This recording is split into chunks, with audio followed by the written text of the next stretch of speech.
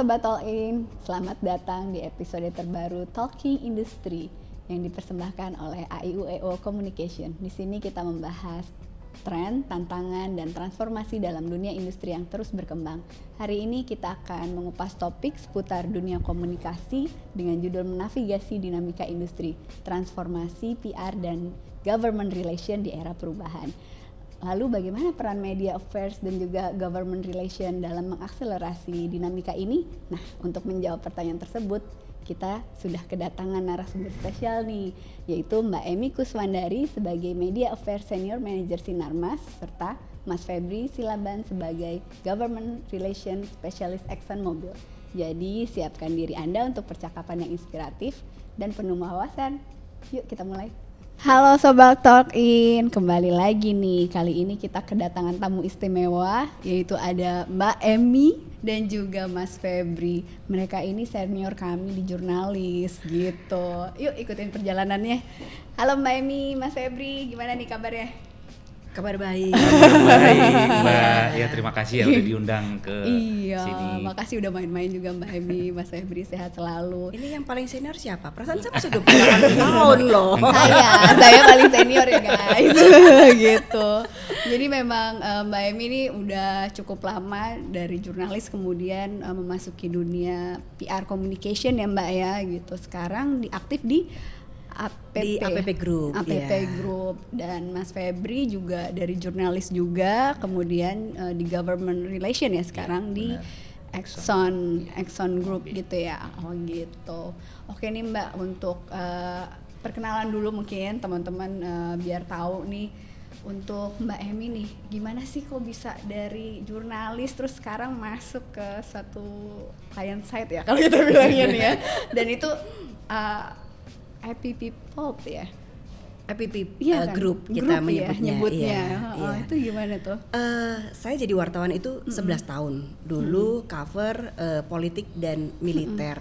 Seperti kita tahu ya, kalau udah masuk di militer itu kayaknya nggak ganti-ganti deh. Di situ aja bertahun-tahun karena yang mau menggantikan juga siapa. Kemudian juga kalau dari institusinya juga butuh trust gitu ya. Jadi lama. 11 tahun total jadi wartawan. Sempet juga jadi, sebelum itu dari kuliah udah di dunia broadcast gitu ya. Jadi wartawan itu kan privilege-nya banyak ya. Pernah ke daerah-daerah terluar dengan gratis naik kapal perang gitu kan. Yang angkutan umum barangkali nggak akan sampai ke sana gitu ya. Terus sampai pada satu titik kayaknya cukup deh. Saya bersenang-senang dengan diri saya sendiri, jalan kemanapun gitu ya. Gak punya uang, gayanya banyak, bisa pergi ke tempat yang banyak orang yang nggak pernah pergi ke sana gitu kan. Kayaknya cukup deh. Barangkali kita semua pernah ngalamin itu ya. Iya. Terus pindahlah ke korporasi. Tapi itu juga prosesnya nggak mudah karena kalau jadi wartawan nih kita itu kan biasa dilayani ya, disediakan informasi, dibukakan pintu, datanya sudah ada gitu ya. Kecuali wartawan investigasi gitu ya. Sekarang pada posisi yang berkebalikan harus menyiapkan itu semua. Jadi saya butuh waktu kurang lebih 6 bulan supaya tidak ada culture shock. Dulu enakan dulu ya. Nah, saya nggak mau seperti itu gitu kan. Yang ada sekarang ya saya hadapin sekarang dengan apapun problematikanya. Dan ada satu filosofi yang saya pegang terus semenjak jadi wartawan. Kejamilah dirimu sebelum kamu dikejami oleh pembacamu. Iya enggak? Wah, mantep yang sih. baca itu kan profesor, Iya, dokter gitu juga. kan, ahli-ahli, expert, tapi juga ada ibu rumah tangga, ada anak sekolah gitu kan. Kalau kita nulisnya asal-asalan, ya kita akan dikejami oleh mereka. Iya, apalagi di zaman sosial media, ini wartawannya gimana sih? Nulis di aja nggak becus, disambung kan masih di. sambung, itu PR banget. Iya. Spirit itu sebetulnya yang saya bawa kemudian masuk ke korporasi. Saya belajar apapun karena dunia korporasi juga dunia yang baru gitu ya. Jadi sebelum dikejami oleh buyernya, kliennya atau siapapun stakeholdernya, mending belajar dulu deh. Gitu. Jadi spirit itu yang saya bawa sampai sekarang. Total sih. berarti udah berapa lama Mbak di APP? Sebagai jurnalis 11 tahun, di APP barangkali 17 tahun. Jadi wajarlah saya ngaku 8 tahun. Udah makan asam garam perpiaran ini. Kalau Mas Febri gimana nih Mas? Iya. Kecemplung di migas. Wah itu dia. Jadi nggak jauh berbeda dengan Mbak Emi ya. Jadi ya saya juga jurnalis, sedikit lebih lamanya saya sedikit 10 tahun. Ya. Kira-kira 10 tahun. Nah, kalau Mbak Emi tadi di militer ya. Kalau saya memang sejak pertama jadi wartawan itu langsung di mengcover khusus untuk sektor energi di oil and gas atau migas itu. Ya, kalau di media lain kan biasanya ada rotasi setahun 2 tahun. Nah, nggak tahu saya tuh di situ nggak kayak teman yang lain. Saya di situ dan ditaruh di situ. Memang passion saya pun ketika pertama kali ya udah enak aja sini. 5 tahun pertama memang saya nikmati. Nggak ada proses, nggak minta-minta, tapi lama-lama setelah jalan 6 tahun, 7 tahun bosan juga, mulai jenuh ya. Ini angkanya hafal di luar kepala ya. Cara penghitungannya udah tahu ya. Dulu kita pokoknya gitu. ya isunya semua kalau sudah di situ kita seperti di Miami kan ya udah tahu pasti. Kalau dulu di migas meliput pasti produksi itu pasti produksi migasnya, misalnya untuk pengeborannya itu aja isunya palingnya. Kalau di regulasi ini gimana dong migasnya sampai mana. Seputar itu tiap tahun nggak ada satu. Tapi baru saya sadari ketika tahun ke-7 lah. Gitu. Oh, nyadarnya 7 tahun. Tapi hilangnya datang di tahun ke-7 ya. Saya minta untuk apa juga ketika itu juga, tapi lama-lama saya bukan berpikir untuk tetap wartawan, tapi udah cukup lah. Saya pengen di luar tugas wartawan gitu lah, di luar pekerjaan wartawan. Cuma belum ada kesempatan. 8, 9 tahun ke-10. Jadi ada kesempatan waktu itu. Akhirnya ya waktu itu ada tawaran di perusahaan migas ini di namanya ExxonMobil. Cuma tantangan waktu itu. Gimana? Tantangan ya ada lowongan tapi ditempatkan di daerah. Waktu itu pertama sekali. Diskusi sama keluarga, sama istri, ya udah. Itu kan pilihanmu.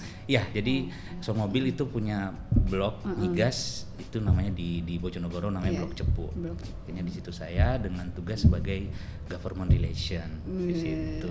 Jadi sampai sekarang saya masuk sana 2020, ini udah tahun kelima lah. Semoga enjoy muda. Dong ya. Iya. Kan udah hafal isunya jadi. Iya, jadi nggak jauh berbeda. Kalau Mbak Emi tadi agak berbeda dari militer ke sektor yang harus dipelajari. Saya nggak terlalu banyak belajar, tapi culture-nya itu beda, shock juga ya. Kalau wartawan kan kadang kalau yang saya alami ya jam 10 pagi baru sampai tengah malam ya. Nah, ketika ini dan itu kita misalnya waktu wartawan kita dengan namanya perusahaan atau dengan yang kita wawancara kan sejajar kayak begini nih, misalnya dengan Direktur Utama Pertamina, dengan Menteri SDM tuh sejajar. Ketika masuk di korporasi itu beda sudah nih. Beda nih leveling nih. Berasa kastanya ya. Jadi ya tadinya saya bisa WA langsung ke menterinya, sekarang nggak bisa dulu kan. Kita membantu bos kan tadi tugas saya sebagai government relation gitu. Tapi tetap support juga. Jadi tapi pasti sangat membantu. Jadi karena jurnalis itu yang banyak network itu akhirnya bisa membantu tugas di government relation gitu. Lalu kalau boleh ini kaitkan dengan tantangan tadi ya gitu. Untuk Mbak Emi atau Mas Febri, tantangannya untuk menjaga reputasi perusahaan itu seperti apa sih? Kalau di APP apakah PR sama government itu juga dipisah atau gimana? Ya, kalau kami itu satu tim gitu ya. Ada yang government relation, media relation, internal external communication, kemudian brand, kemudian protokol, social media gitu ya. Di satu divisi yang sama ya. Okay. Nah, itu barangkali untungnya ketika kami sering update gitu ya. Karena kadang-kadang kita kan di tim komunikasi nggak tahu nih isu-isu di regulasi, isu-isu di Govrel itu apa saja gitu kan. Jadi kami harus dapat update juga gitu kan. Apa saja sih isunya, perkembangannya sampai di mana, positioning kita seperti apa. Tidak hanya government relation tetapi juga dengan teman-teman CSR, kemudian teman-teman divisi lain. Kita nggak tahu loh apa yang dilakukan oleh teman-teman CSR loh. Jadi kita harus membangun komunikasi dengan departemen-departemen lain ini sehingga mereka trust ketika memberikan informasi ke kita. Satu hal misalnya ada PHK loh, sekian persen gitu kan. Tapi kita tidak diinfo dari awal, PHK-nya sudah terjadi, jumlahnya sangat banyak, damage-nya terjadi ketika ini muncul di sosial media ataupun di media. Ini kan apa ya, sesuatu yang tidak mudah untuk kita perbaiki gitu kan. Kenapa tim HR tidak komunikasi terlebih dahulu? Karena barangkali mereka tidak trust dengan tim komunikasi. Akhirnya yang kita lakukan adalah melakukan pendekatan tidak hanya ke tim HR tapi juga ke tim legal, ke tim apapun yang memang relate, mereka itu akan berkontribusi banyak dengan apa yang kita lakukan di bidang komunikasi. Sebetulnya tantangannya itu sih, tantangan terberatnya adalah bagaimana kita membangun kepercayaan, bagaimana kita membangun kesetaraan gitu ya. Dengan teman-teman yang ada di teman-teman kerja kita, termasuk salah satunya government relation gitu. Kalau Mas Febri gimana nih? Ya kalau kita ya mirip seperti yang tadi Mbak Emi, kita itu ada namanya Public and Government Affairs, itu membawahi media relation, government relation, termasuk namanya community relation atau community development, ngurus CSR atau kalau kami nyebutnya program pemberdayaan masyarakat, itu semua. Nah, jadi ini semua saling bersinergi karena satu divisi. Nah, kebetulan saya juga dulunya mantan orang media, ya kadang banyak juga mensupport terutama media relation ya. Jadi ya cukup saling kolaborasi ini sangat penting. Tadi seperti Mbak Emi itu kadang-kadang ya ketika ada risiko atau yang kayak gitu itu ya kalau di kita memang sudah ada mitigasi seperti itu, bahkan beberapa langkah sebelum terjadi kejadian ini kita sudah simulasi, sudah latihan dulu. Nah itu dan itu sudah hampir setiap waktu itu kita latihan bagaimana nih supaya tidak terjadi. Nah ya untuk apa, supaya menghindari yang tadi itu kejadian-kejadian yang tidak kita harapkan. Nah itu jadi tapi kan fungsi saya government relation di situ itu lebih kepada hubungan dengan pemerintah. Pejabat-pejabat pemerintah dengan media relation dengan media gitu. Jadi ketika ada sesuatu terjadi kita bisa cepat tanggap, berhubungan dengan pemerintah untuk memitigasi risiko-risiko ini. Gitu. Sejauh ini ada isu yang terberat nggak Mbak yang dihadapin selama di IPP gitu ataupun Mas di Exxon gitu? Apalagi kalau Mbak kayaknya kan berat semua ya Mas. kalau Mbak Emi kan gimana cara menghadapi keberlanjutan juga nih dengan media misalnya. Kalau Mas kan governmentnya nih dulu aku ngejar-ngejar. Iya. betul. Gimana boleh cerita. Ya kalau dulu ya kalau kita bandingkan ya kan cukup gampang ya. Apalagi kalau media kita pakai aja tadi ada privilege kan. Hampir di semua kita aja WA kan ya hampir gampang gitu ya, cukup gampang ya. Kalau sekarang kan sebagai bekerja di korporasi, ketika mau bertemu saja itu kan harus bikin appointment apa gitu, dan birokrasinya cukup panjang ya, cukup panjang. Walaupun tetap ya ada cara-cara komunikasi atau cara-cara approach itu dengan pemerintah yang bisa juga secara baik kita lakukan. Nah, tapi tentu berbeda dengan yang dulu. Jadi ya pasti ada banyak yang berat-berat misalnya gitu. Misalnya ya saya ambil contoh misalnya ada sesuatu kejadian di site, ada demo misalnya, itu gimana caranya kan, demo sampai menutup wilayah operasi akses gitu kan, bisa entah macam-macam ya, apanya bisa karena isu tenaga kerja, isu-isu yang lain, itu gimana nih? Pasti kita pertama dengan adanya itu kita pasti ya ada juga intelligence kita cari ini akan ada demo nih penutupan. Cepat kita akan menghubungi misalnya ke dinas ke Pemkab seperti dulu, ini ada bagaimana, ini kami lapor ini ke dinas pekerjaan atau tentang lingkungan ke dinas lingkungan. Itu mungkin bisa ke SKK Migas sebagai yang lembaga pengawas untuk perusahaan-perusahaan yang mengelola wilayah kerja migas, baru bisa kementerian juga misalnya. Jadi cepat dimitigasi gitu. Baru yang tim CR, community relation itu berhubungan dengan masyarakat. Gitu. Udah ada tugasnya masing-masing. Media juga cepat juga bagiannya dengan media, gimana membuat ya rilis juga berhubungan dengan media, ini gini loh kejadiannya gitu, supaya mereka paham juga. Iya, karena kalau udah krisis sudah susah. Media misalnya nih langsung nelpon ke Pemkab nih gimana nih gitu. yang ditanya pasti kita dulu ya Mbak ya, layer pertamanya tuh. Betul. PR atau GovRel-nya juga gitu. Mbak Emi ada kejadian apa nih? Kalau Mas Febri yang berat-berat aja ya, saya yang ringan-ringan aja deh. Apa ya, Bisa. perspektif teman-teman community development atau teman-teman CSR ini kan melakukan tugasnya gitu ya, mendampingi masyarakat, kemudian melakukan apa, misalnya asesmennya masyarakat kebutuhannya bertani atau kemudian kebutuhannya membuat apa sih nama koperasi atau membuat workshop gitu ya. Mereka melakukan itu dan duplikasinya banyak kan, karena dari desa ke desa, kemudian juga membagi perempuan, remaja dan juga bapak-bapak gitu ya. Nah, kami biasanya kalau dari tim PR datang dan melihat itu dari perspektif yang lain. Bagaimana hal yang sebetulnya sederhana dan menjadi kebutuhan masyarakat, tapi kita lihat dari sisi kacamata PR. Ini yang kadang-kadang sains ini yang tidak tidak dimiliki oleh teman-teman di lapangan gitu ya.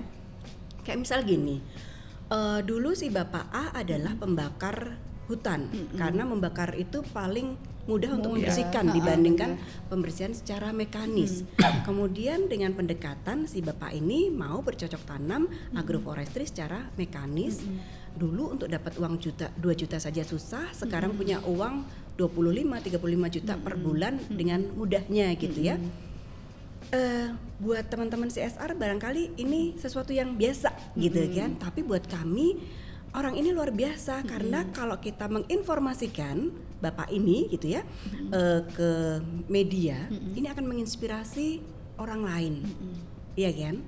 Menginspirasi tetangga desanya, menginspirasi pemuda yang lain, kemudian juga bisa menginspirasi orang yang tidak ada di daerah tersebut gitu kan. Nah, biasanya kami datang dengan kayak gitu dan dampaknya adalah duplikasi si champion ini jadi makin banyak dengan kebutuhan sesuai dengan daerah masing-masing.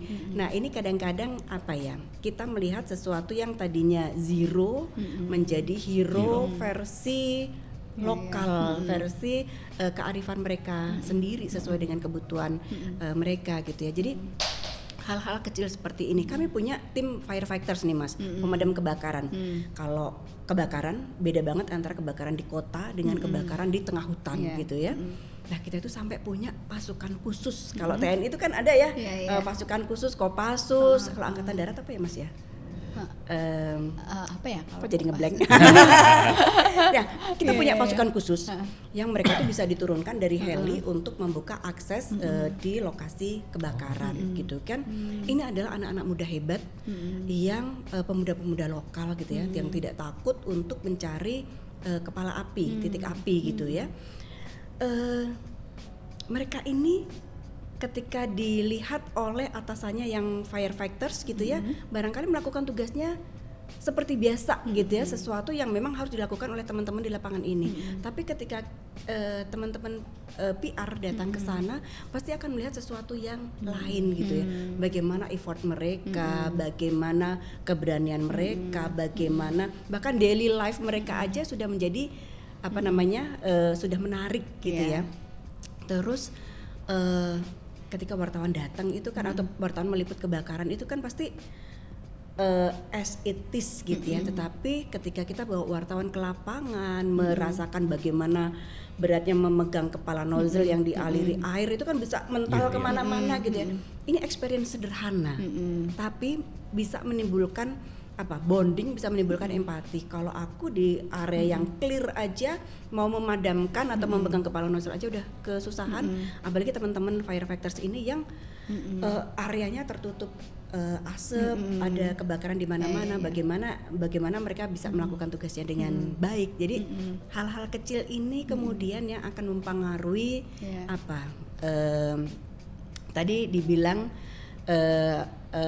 citranya seperti apa, reputasinya seperti apa. Nah, kami berangkat dari hal-hal kecil ini, sentuhan-sentuhan apa namanya PR gitu ya. Ini yang tidak didapat nih Mas dari AI nih. Sentuhan kemanusiaan gitu. Kecil sekali tetapi ini sama seperti jurnalis sebetulnya. Impactnya ada. Kalau kita itu kan kalau Mas Febri udah lama di apa namanya mining, pasti sense-nya udah kencang banget nih, udah kental banget gitu ya. Dan ketika praktisi PR sudah sekian lama juga dia pasti punya sense yang ketika melihat sesuatu ini apa ya yang menarik, yang bisa menginspirasi orang lain, paling enggak kayak gitulah. Iya, create story ya Mbak. Iya, ya. betul. Ketika ada betul. satu isu yang mungkin apalagi akan menjadi krisis, kita harus punya sense Betul. untuk melihat yang positifnya, angle berbeda nih gitu. Dan itu yang menyamakan dengan wartawan, masih banyak jalan-jalannya ya Jalan. Mas ya. Nah nih Mbak, kalau lagi krisis nih, gimana pendekatan ke medianya nih Mbak? Kayak gitu, mengatasinya, ada strategi apa gitu? Iya, nggak bisa ujuk-ujuk sih. Kalau misal udah ada krisis gitu ya, yang dilakukan pertama justru bukan ke media, tetapi bagaimana koordinasi internal ya. Karena saya itu percaya banget bahwa di institusi manapun 80% permasalahan itu ada di internal, ya nggak Mas Febri? Yang 80%, kemudian yang 20% itu justru yang kita sampaikan ke eksternal. Nah, koordinasi internal ini yang tidak mudah. Misalnya ada kecelakaan di mana gitu ya, di salah satu site. Kita dapat kronologisnya itu setengah ampun ya. Kan kita dikejar waktu gitu ya. Kalau bisa 5 menit, tapi mereka memberikannya 2 hari. Ya kan? PR ya.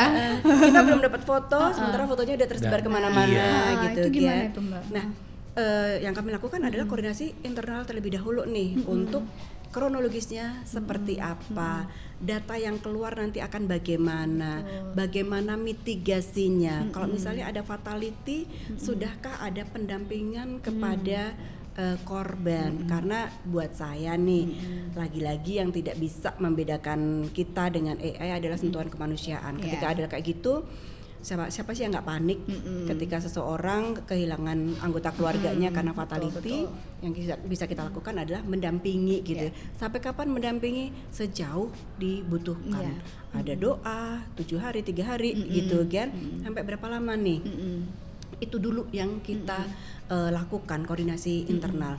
Karena Mas Febri juga pasti sangat setuju nih bahwa ketika kita keluar, kita harus keluar dengan satu data ya Mas ya. Benar. Yang meninggal 3 orang nggak bisa kita revisi jadi 1 orang. Nah, menyesuaikan angka ini, menemukan kebenarannya bukan hal yang mudah gitu kan. Jadi memang itu dulu yang kita olah, bahkan Mas Febri juga pasti exercise nih di timnya. Kalau ada kayak gini nih, gimana nih menghadapinya? Kecepatan kita seperti apa? Dari yang hitungan hari menjadi jam, menjadi menit, menjadi detik gitu ya. Itu kita banyak simulasi sih, gitu. Kemudian kalau ke eksternal sendiri, kalau saya lebih ke wartawan gitu ya, nggak bisa ujuk-ujuk, Mas jangan beritain ini ya. Fakta itu sakral ya Mas Febri ya.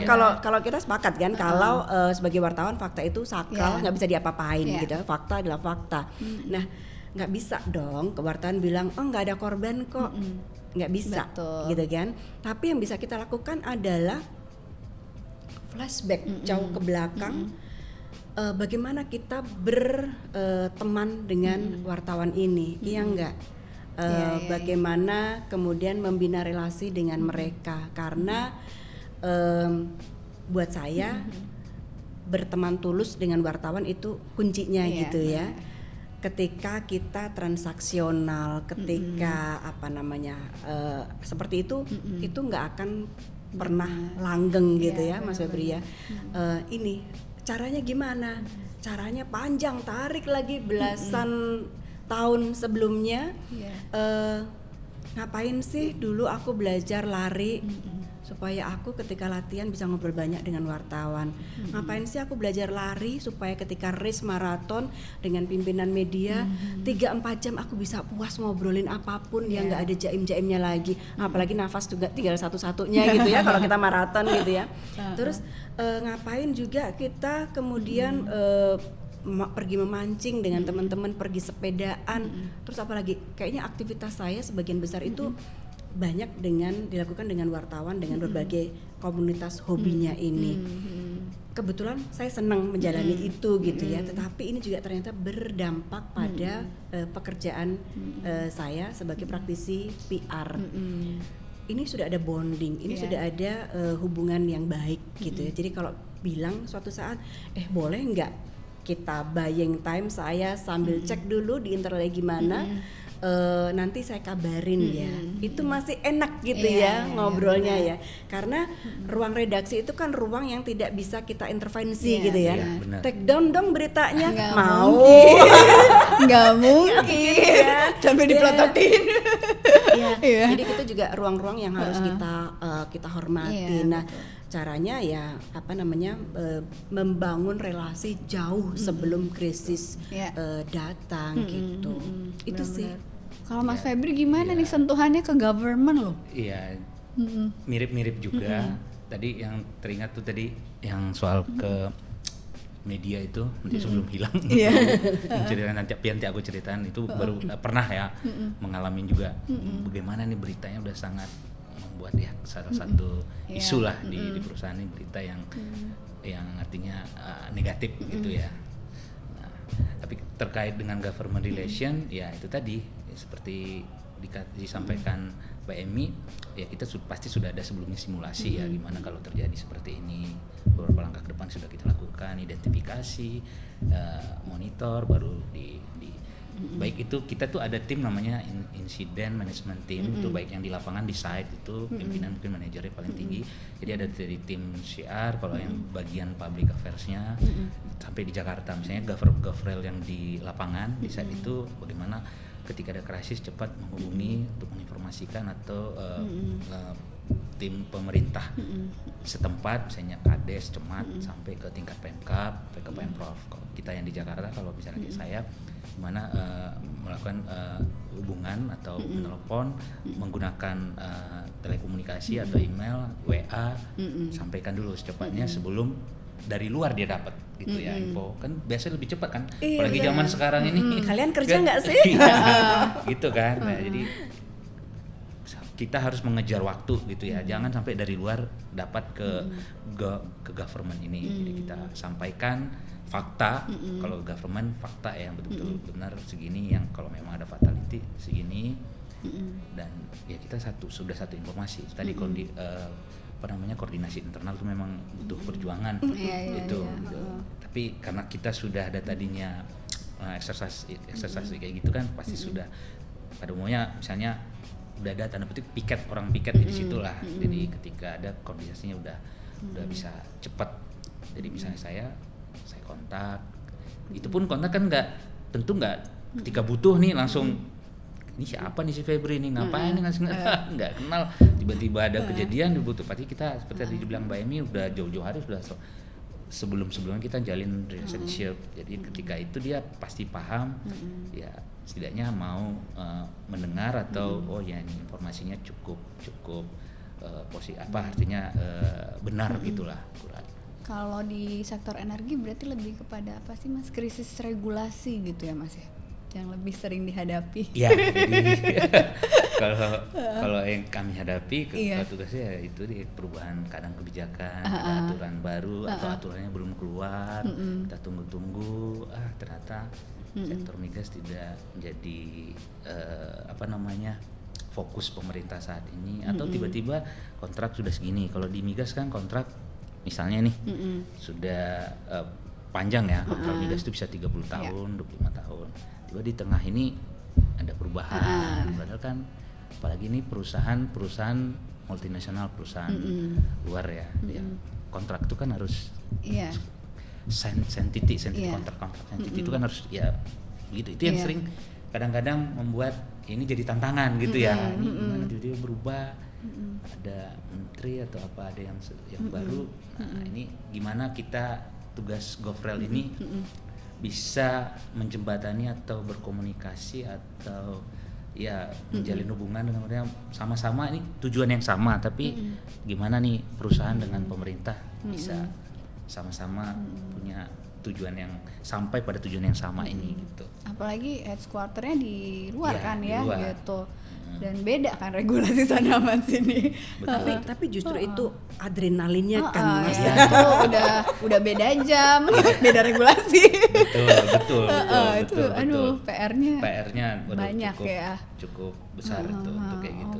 Oke. Kalau Mbak gimana nih, kan banyak unit bisnis ya di Sinarmas tadi gitu. Lalu berapa banyak yang mesti dihadapi nih tantangannya seperti apa? Banyak sih, dan masing-masing juga dengan kekasannya sendiri gitu ya. Tapi ya lagi-lagi ini proses belajar buat saya ketika ada hal-hal baru, regulasi selalu berubah gitu ya. Jangankan regulasi, teman-teman wartawan kan juga muter terus gitu kan. Kenal lagi. Pendekatannya juga berbeda, kebijakan redaksinya juga berbeda, apalagi di masa sekarang. Beberapa waktu yang lalu kan kita mendengar medianya tiarap, medianya kemudian nggak ada gitu kan. Ini kan juga perlu pendekatan yang lain lagi gitu ya. Apa yang bisa kita kerjasamakan, apa yang kita bisa support gitu kan. Jadi banyak hal sih, apalagi kemudian AI itu juga berjalan luar biasa gitu ya. Jadi memang tantangannya sangat kompleks sih.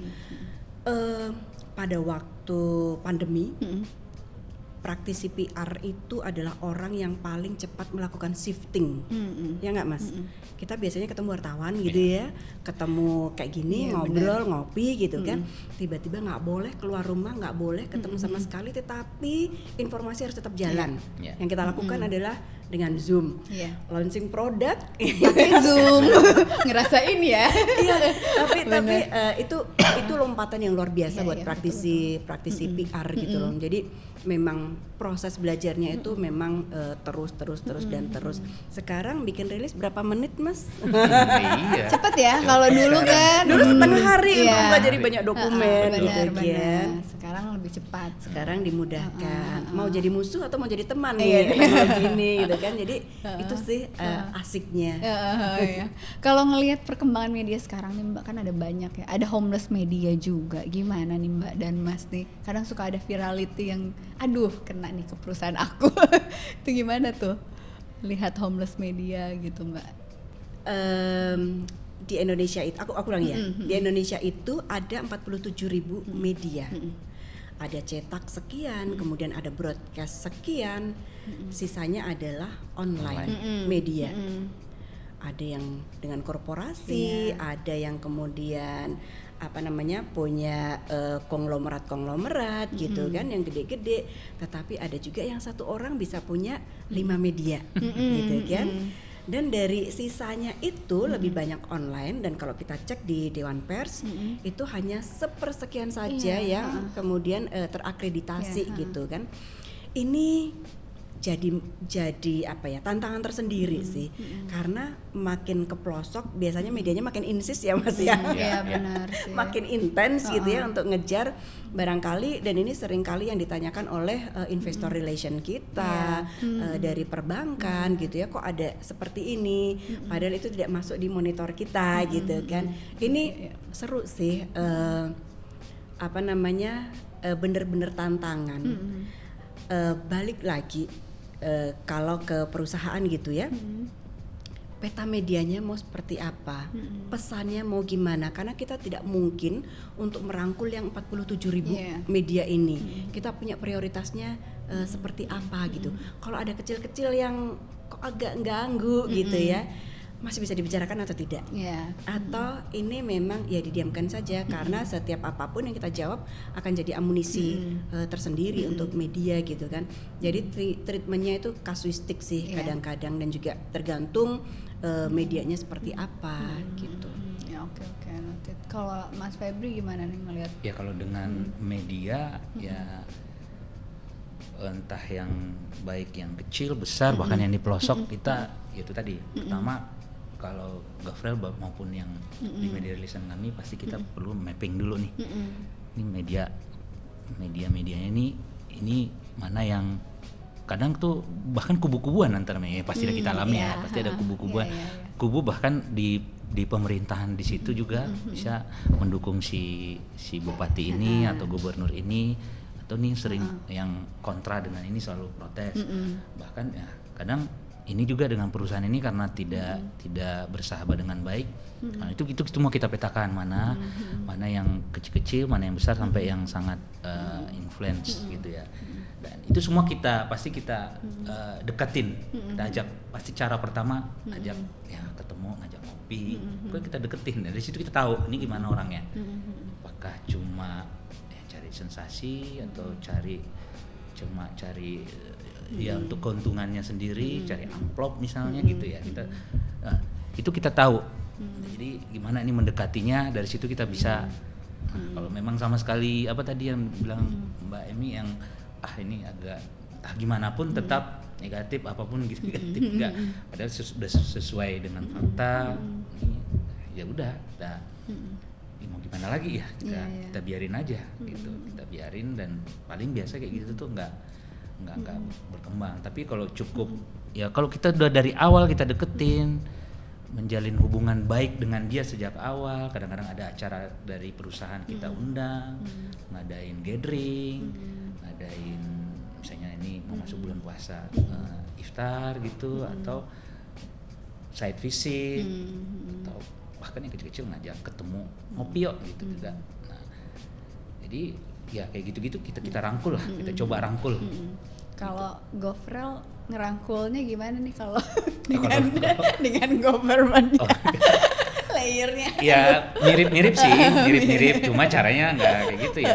Tetap kita ya, kalau saya sendiri dengan pimpinan selalu ya kalau bisa kan tetap tatap muka atau pertemuan secara langsung tradisional. Kayak audiensi gitu ya Mas? Ya, audiensi itu harus. Jadi kalau di kami itu ada namanya RMP, Relationship Management Plan. Jadi misalnya ini di awal atau di Desember sudah kita susun nih. Presiden kami ini mau ketemu tahun ini misalnya dengan Presiden Prabowo nih 1 kali. Iya. Nah, misalnya itu wajib harus bisa. Harus bisa. Atau misalnya Menteri SDM 2 kali minimal. Minimal tuh. Iya, misalnya minimal ya. Ya. Menteri SDM kan hampir sering bisa. Terus capai itu ada frekuensinya, ada itu kita bikin RMP-nya. Nah, itu harus dicapai, nanti bisa masuk ke sistem. Kalau kami sudah masuk, ini udah tercapai 2. Nanti ketika report di akhir tahun atau apa, mantap nih. Gitu. Jadi kalau kita ketemu dirjennya itu semua, nah, itu harus tercapai. Nah, banyak cara kan, bisa audiensi, bisa ada acara-acara conference, seminar, bisa ada pertemuan kita jadi partisipan, banyak cara gitu. Jadi sering seperti itu kita membuat menjalin relationship dengan mereka. Bahkan sampai yang kalau level bupati ya, kalau kita kan di daerah itu ya, paling sering ya. Nah, ini paling sibuk kita nih yang kemarin tuh akhir tahun. Gimana tuh? Iya, jadi mirip. Jadi kayak kemarin kan kita nih baru pemerintahan baru ya, mulai kemarin ya Oktober itu kan. Tuh sibuk tuh kita tuh mulai mapping nih, pasti kebanyakan banyak orang baru, walaupun masih ada yang lama ya. Ini siapa nih? Ini dekat nggak ke sini nih? Misalnya ini dari kita pokoknya mapping dari keluarga, dari koalisi. Nah, itu semua kita mapping. Itu gimana caranya, baru siapa orang dekatnya. Baru profiling lagi, ini sekolahnya di mana. Jadi ketika bertemu, misalnya bos saya nih mau ketemu kan. Jadi kita sudah kasih profile, profilnya ini dia sekolah misalnya, oh ternyata di SMA atau di Paramadina nih S2-nya. Nah, kita kan pernah. Jadi ada topik, wah saya juga pernah di Paramadina nih Pak. Oh, siapa dulu dosennya gitu, misalnya atau di SMA mana atau bekerja di mana dia dulu, itu sudah kita siapin supaya ketika bertemu, ketika interaksi atau audiensi ada. Jadi kan kadang-kadang nggak hanya soal bisnis yang dibicarakan. Oh nggak melulu ya? Iya nggak. Jadi ada isu yang mesti dibawa enggak, soalnya. Ya kadang-kadang kan ya memang itu tujuannya, itu intinya pasti itu kan. Tapi kan harus ada pengantar lah yang membuat lebih betul. masuk ya. Padahal kan orang capek juga biar nggak kaku-kaku amat ya. Kaku. Jadi itu kadang tugas kita, banyak tools yang kita pakai untuk membuat tugas GoFrel ini lancar. Gitu. Saya jadi ikut belajar banyak. Gitu. Karena kan kalau media mungkin karena kita ada background media ya Mbak ya, jadi bisa cara pendekatannya tuh tahu lah gimana untuk ke media. Tapi termasuk di media juga, kalau di tempat kami tuh ke kantornya atau ke pemretnya, orang tuh harus lah ya. Misalnya Kompas nih minimal 3 kali lah ketemu, pasti tercapai lah kalau kita hampir setiap hari ketemu kan. Bukan setiap hari, maksudnya hampir setiap waktu wartawan bisa itu ketemu. Tapi tantangan tapi tetap ada gitu ya. RMP-nya, kita ada minimalnya harus ketemu gitu. Oh gitu. Tadi untuk menjalin hubungan, jangan ketika butuh baru nyari. Iya benar. Siapa kamu? Ketika butuh nyari saya. Kalau dulu nih Mas, kita waktu jadi wartawan energi kan, sering banget tuh energi tuh kita di RDP di Komisi 7 ya. Betul. Sekarang 12 gitu. Gimana nih sekarang? Kalau udah nggak jadi wartawan nih, ikut Iya. RDP-nya gimana? Iya, ketika waktu pertama kali ya, nah Iya. itu pertama kali dulu bagi wartawan kita, kalau saya ingat masuk bisa di belakang kan berdiri, Iya. kalau terbuka ya, Iya. kalau terbuka kan, atau kadang duduk di bawah tuh di lantai kan, asik tuh sama kalau ada beberapa anggota DPR, Iya. ayo kasih makanan kotak kan kita Iya. ambil aja nih, Pak, minta Pak. Iya. Kayak asik-asik aja ya, atau kalau tertutup biasanya ya kita nunggu di luar atau ada di atas balkon gitu balkon. ya, Balkon. balkonnya gitu ya. Nah ketika waktu itu pertama kali, wah perasaan lain ini kan, kayak merasa apa deja vu gitu nih. Tapi saya posisi saya bukan wartawan gitu, udah ada kursi lagi ya, Iya. walaupun di belakang lah Iya. bos.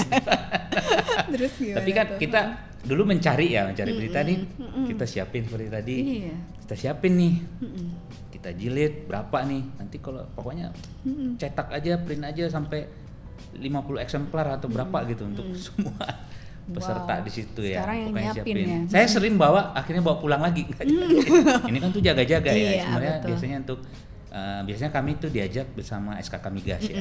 Tuh, SKK Migas. Pokoknya SKK Migas siapin draft untuk bahan presentasi dengan format yang sama semua.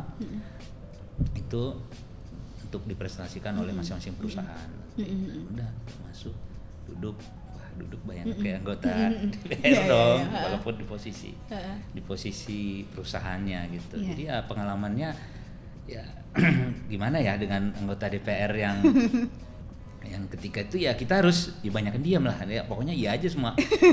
Dan ketika menyampaikan tuh sangat hati-hati, Iya, ya, pastinya hati-hati kan, ya. ya, cukup hati-hati. Dan ini apalagi kalau terbuka banyak wartawan, Nah, banyak wartawan ya. Pokoknya sesuai apa yang sudah di ini poin-poin yang mau disampaikan itu yang kita sampaikan. Dan selalu kita bilang oke, ini ada yang mewakili kita pemerintah, kita selalu turut apa yang kata SKK Migas. Gitu. Jadi satu pintu ya. Iya, gitu. satu pintu semua. Gitu. Meskipun kadang kan suka ada wartawan yang colek, masa nggak bisa sih kasih informasi ya nggak Selalu sih? kami, iya benar pasti kita ngerasakan. Kan ngerasa. Mas Feb, ini kayak nggak merasa. Iya, aku tahu, tapi ya paham lah. Selalu kita kasih konteks.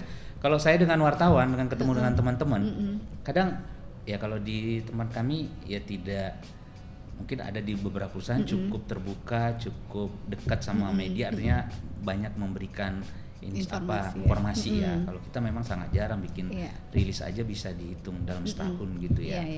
Ya. Tapi kita untuk rilisnya cukup dekat. Nah, itu kadang-kadang ini background information aja ya. Ini yang bisa cuma kita kasih itu. Nah, itu yang sangat membantu kadang-kadang. Kalau kalian mau cari informasi silahkan yang dari misalnya dari pemerintah, dari SDM, dari SKK. Tapi kita kasih konteks nih supaya kalian nggak bisa melintir beritanya gitu. Karena aku paham, aku juga pernah loh wartawan.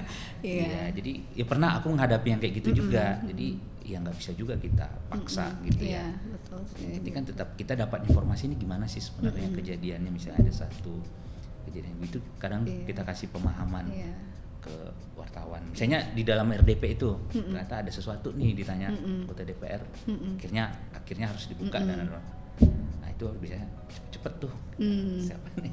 Ini loh yang kita langsung deketin tuh medianya. Berarti Ini loh cuma konteksnya. bisanya background aja ya, nggak bisa ngeluarin statement apapun ya Mas ya. Kalau Mbak Emi gimana nih pengalamannya? RDP juga dulu Aku ngikutin. bagian yang binding aja deh. Karena yang berat-berat udah dijawab Febri nih. tapi yang seru kan di belakang layar ketika kita menyiapkan informasi-informasi yang dibutuhkan ya Mas Febri ya. Iya. Dan apa ya? Karena RDP tadi bawa 50 eksemplar gitu kan. Itu OB juga udah nggak sanggup ngerjain gitu kan. Jadi dulu ketika masih bantuin gitu ya, bantuin kalau ada RDP, saya tuh sampai bisa fotokopi bolak-balik warna, kemudian binding, mau pakai apa sih namanya? Oh, yang kabel spiral. atau yang spiral, saya bisa sampai sekarang. Keahlian baru ya. Tapi pekerjaan di belakang layar kayak gitu ya, yang apa ya, Menyiapkan yang gitu. mengasihkan gitu ya. Kalau udah RDP kan lega, udah ya Mas ya. Tapi kan kita nggak tidurnya 2-3 hari sebelum itu gitu. Iya sih. Pernah bikin ini juga nggak Mbak? Kalau lagi krisis gitu, standing statement juga gitu. Karena Harus. nggak bisa mengeluarkan rilis mungkin ya. Jadi cuman bisa standing statement doang gitu. Harus kita Harus ya, ditanya atau tidak akan dipublikasi atau tidak, kita tuh udah siapin. Kalau nanti tiba-tiba atasan kita ditanya, paling tidak seperti ini loh kronologisnya, seperti ini latar belakangnya, kemudian kalau misal ada yang perlu diperbaiki, perbaikan yang sudah dilakukan sampai pada tahap ini itu harus kita siapkan dipakai atau tidak dipakai gitu. Kalau di APP sendiri tuh ada training khusus nggak sih Mbak? Maksudnya untuk per divisi ya terkait tadi communication gitu. Ada training sendiri nggak sih untuk? Banyak banget karena supaya misalnya gini. membekali kan, apalagi isu-isu baru juga. Karena gitu. gini, Gimana tuh? ESG apa itu FPI. ESG? Belum selesai ESG, DEI apa itu DEI gitu kan? Karena ini konteksnya kemudian juga sampai ke tidak hanya di pusat tapi sampai ke Iya. masyarakat yang atau pabrik yang ada di rural area Iya, kita benar. gitu ya. DEI kita udah gimana nih keterlibatan perempuan, kemudian ada tidak yang disability gitu kan? Kita perlu tahu nih. Terus kemudian misalnya konservasi, tahu nggak? Kita pernah masang kalung untuk gajah nih, namanya GPS collar. Oh gitu. Kalung untuk gajah. Detektor gitu Eh, ya. jadi jadi ini untuk mitigasi resiko konflik manusia dengan gajah gitu ya. Jadi gajahnya dipasangi kalung, kalungnya beratnya 50 kilo. Jadi kalau itu emas luar biasa gitu ya. Iya, kalung Dan itu gajah. pakai satelit. Jadi terpantau oleh satelit, nanti daya jelajah si gajah ini bisa terpetakan. Nggak berat nggak menyakitkan buat si gajah. Enggak, gajah kan ton ya Mas ya. Iya, Oh, jadi ringan lah ya, Jadi Mas, aman ya. ya, aman masih ya. aman, masih aman. Nah, itu juga kami perlu belajar kan. Iya. Ini alat cara kerjanya gimana, kemudian akan mati baterainya berapa lama. Dan itu pengalaman saya ikut operasi itu untuk memasang GPS collar itu. Dan gajah itu kan biasanya berkelompok. Iya. Pemimpin gajah itu bukan laki-laki atau bukan pejantan, gajah jantan ya, tapi gajah betina. Wow. Wah. Iya. Oh, kayak mamut ya. Mamut kan Iya. ibunya yang Terus kalau misalnya di situ gitu. ada gajah kecil yang jantan, nanti gajah kalau dia udah remaja, dia harus keluar dari Lingkungannya komunitas gitu. itu Oh. untuk membentuk komunitas Baru. sendiri gitu kan. Itu ternyata seru banget ya. Kita itu berbulan-bulan di briefing nih sama-sama teman-teman wartawan. Bajunya harus begini ya, warna gelap, nggak boleh ada wangi-wangian ya. Terus kemudian dibagi beberapa tim advance itu penembak jitunya, penembak biusnya, kemudian nanti tim kedua adalah dokter, tim ketiga baru teman-teman wartawan. Wartawan protes, kita nggak bisa dapat gambarnya dong ketika penembakan bius itu terjadi. Terus kemudian kita juga tahu ternyata pas proses menembak itu tidak boleh difoto, kemudian jenis-jenis obat juga tidak boleh difoto gitu ya. Kemudian apalagi ya, setelah disuntik gajah itu harus tetap dengan posisi berdiri, dia nggak boleh rubuh. Kalau rubuh siapa yang membangunin? Iya juga Berat ya, itu, ya. berat dong. Iya. Iya, harus posisi berdiri. Biusnya juga harus dengan komposisi yang tepat. Jadi sedikit harus ditambahi. Kalau misalnya langsung banyak, takutnya gajahnya rubuh. Karena ketika udah ketembak, dia itu diukur tingginya, diukur lingkar badannya untuk menentukan beratnya dia, karena nggak ada timbangan nih. Iya, Di timbangan tengah gajah hutan juga ya. Apa yang usia dan juga berat si gajah itu. Terus obat biusnya berhenti berapa lama nih? Setelah dikasih antidot untuk obat membuat dia sadar, itu hanya hitungan menit. Dan kami semua harus tarik mundur gitu kan. Ini hal-hal seru yang selalu kami pelajari. Nanti tim konservasi sharing ke kami, teman-teman yang concern dengan gajah, dengan macan gitu, sharing ke kami, ini loh kayak gini loh. Gitu. Jadi emang ada hal-hal baru gitu. Jadi kalau misalnya sekarang saya pakai high heel gitu ya, ini cuma kadang-kadang, lebih sering lagi pakai sepatu boot gitu ya. Iya juga ya di hutan. Iya, tapi itu pengalaman seru karena baru terjadi satu kali di hidup saya gitu ya, ketemu gajah langsung. Dan ketika gajah itu sadar, kita semua panik gitu kan, tarik mundur. Di hutan kami itu ada kanal-kanal. Kejeburlah di kanal, dipikirnya kanalnya pendek gitu ya, ternyata kanalnya segini gitu kan. Terus yang lebih lucu lagi, ya kalau sekarang bisa ketawa ya, ceritanya sambil ketawa. Karena gajah itu kan soliter ya, ada teman-temannya, ketika satu ditembak, yang lainnya nggak akan pergi jauh-jauh. Ketika situasi udah tenang, si gajah kawanan ini akan datang. Speedboat kami, speedboat orang yang jaga speedboat, pengemudi speedboat masih nunggu kan di jalur air itu. Dia pergi dong karena takut ada kawanan gajah datang. Dia pergi meninggalkan kami. Karena takut kalau dia diserang gajah gitu kan. Ternyata enggak. Terus begitu dia sadar bahwa dia punya tanggung jawab untuk menjemput kami, dia baru datang lagi. Terus kalian gajahnya dihalau untuk menjauh gitu. Tapi ini hal yang menarik. Iya. Kalau Mas Feb gimana nih? Training government relation rutin dilakukan? Iya, tidak ada yang rutin ya, tapi itu dari internal ada. Dari internal ada, yaitu tadi terkait misalnya ya pakai tools kayak gitu. Baru termasuk misalnya kalau di perusahaan kayak gini, perusahaan Amerika kan ada namanya CPA untuk menjaga bagaimana anti korupsi, penyuapan, untuk menjaga itu ada pelatihannya. Itu juga. Nah, yang lebih sering kita ya nyari dari luar yang lebih ya bisa in house atau dari luar kita cari gitu. Gitu pelatihan. Misalnya nih beberapa bisa dari ya asosiasi-asosiasi yang mengadakan atau itu ya, Mas, misalnya atau public affairs PAVI gitu kadang pokoknya dari luar. Tapi nggak ya tergantung masing-masing. Kalau yang masih butuh apanya lagi pelatihan itu atau dari manajemen juga, kamu nih perlu dapat rekomendasi, ikutin ini gitu. Kalau dulu kan kita sempat zaman BP Migas ya, training untuk wartawan ya. Itu dulu sering ya BP Migas mengadakan itu setiap Jumat, ingat nggak sih kayak gitu.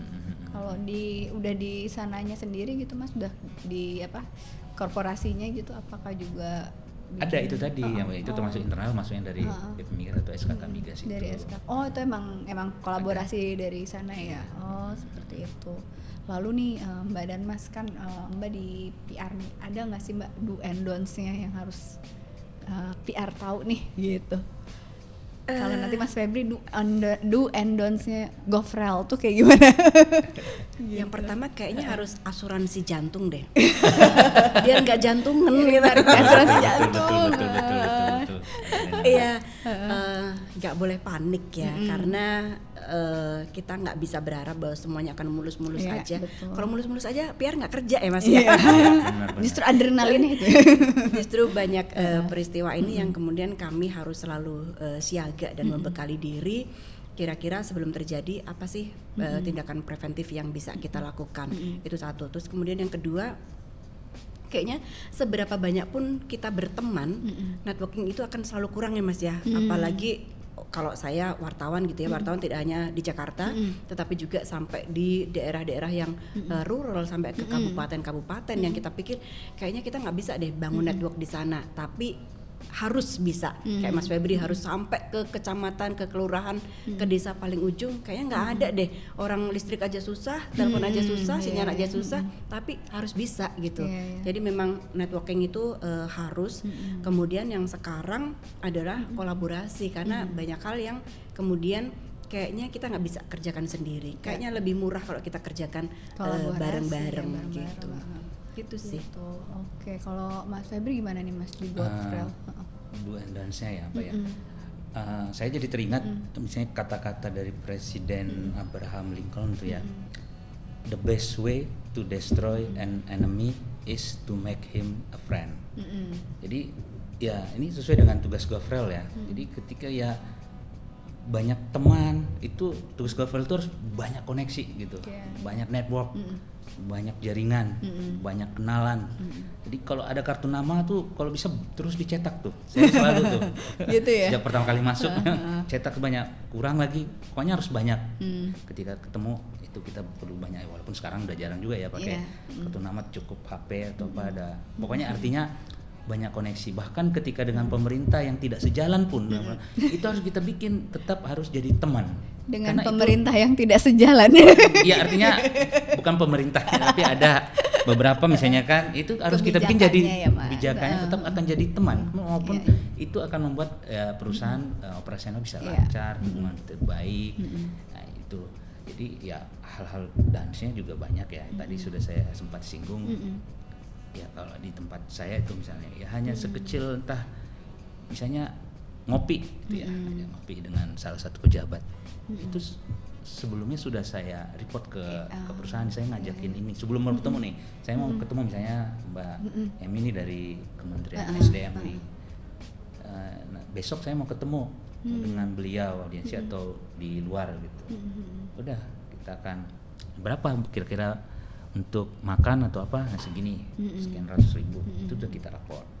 Habis itu setelah selesai pertemuan faktualnya kita lapor lagi, ternyata segini. Jadi semua tercatat, terdokumentasi.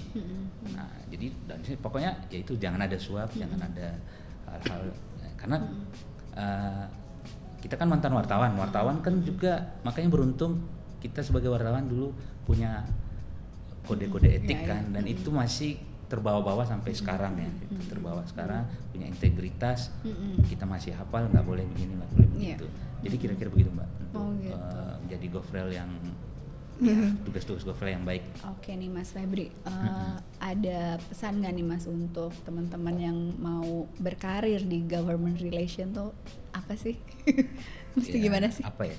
Saya juga nggak membayangkan dulu ya bisa bekerja di satu perusahaan di migas korporasi ini, karena dulu ya wartawan idealis ya, saya wartawan, pengen wartawan lah sampai akhir hayat.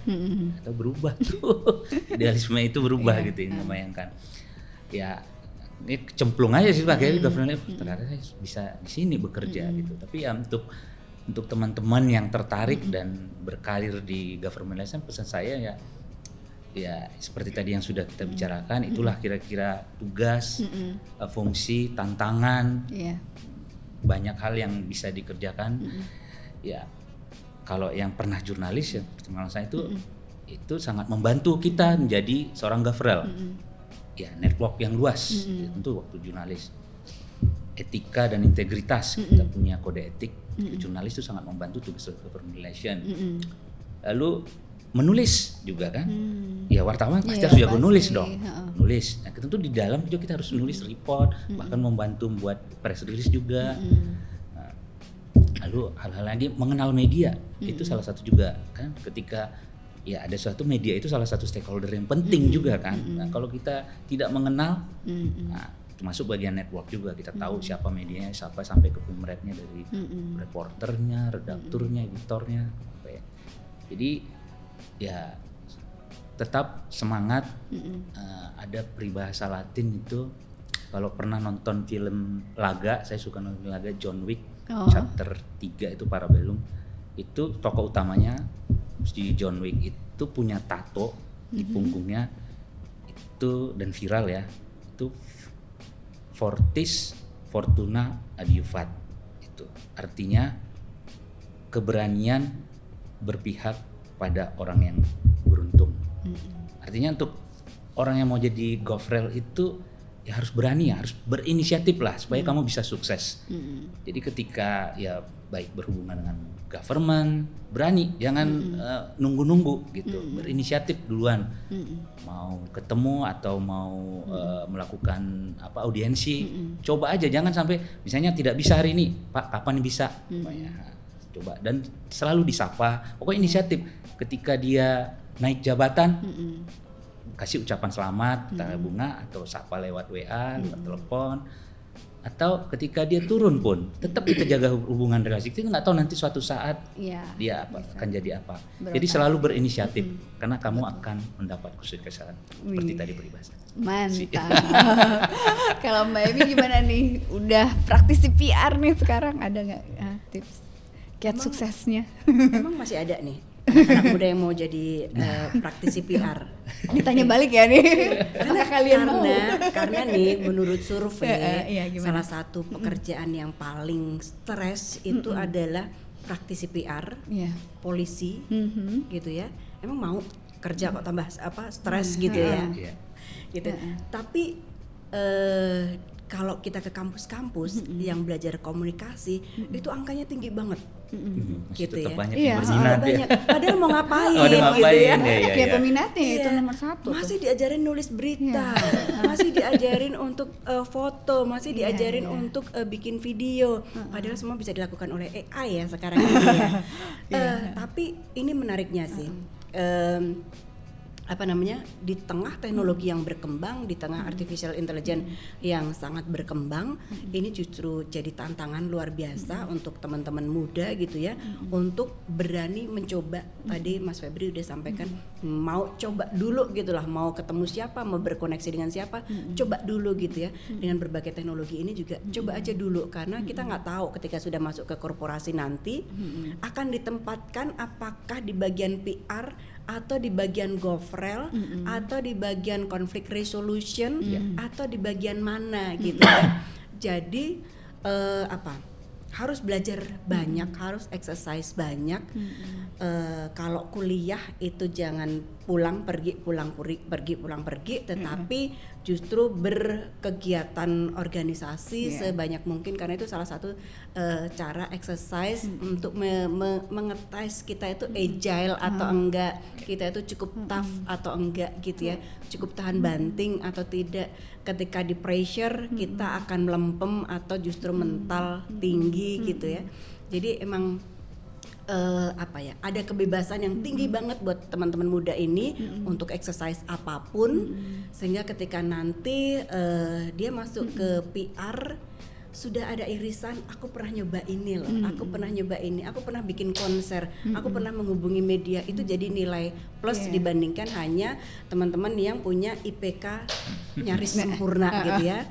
Mending 3 kurang dikit gitu ya, atau 3 lebih dikit, tetapi dia punya pengalamannya exercise banyak. yang banyak. Lebih enak kalau wawancara kayak gitu kan ya Mas Iya, ya? benar. Iya kan? Benar Pasti langsung sih. akan dicomot gitu loh, dibandingkan dengan apa yang belajar terus tapi tidak pernah exercise banyak hal, karena ini salah satu cara teman-teman ini belajar untuk menyelesaikan masalah.